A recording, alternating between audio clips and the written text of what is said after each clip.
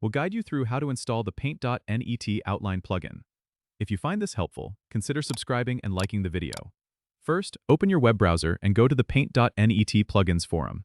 This is the place where you can find the latest plugins available for Paint.net search for the outline plugin, which is designed to create outlines around your images or text for a more defined look. Once you find the plugin, download the .zip file to your computer.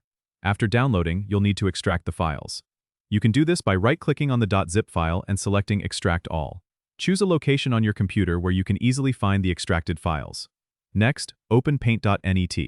Go to the top menu and click on Effects, then open Plugins folder. This will open the directory where all your Paint.net plugins are stored. Copy the extracted plugin files from your computer and paste them into this Plugins folder. Once the files are in place, close Paint.net and reopen it. This step ensures that the new plugin is recognized by the software.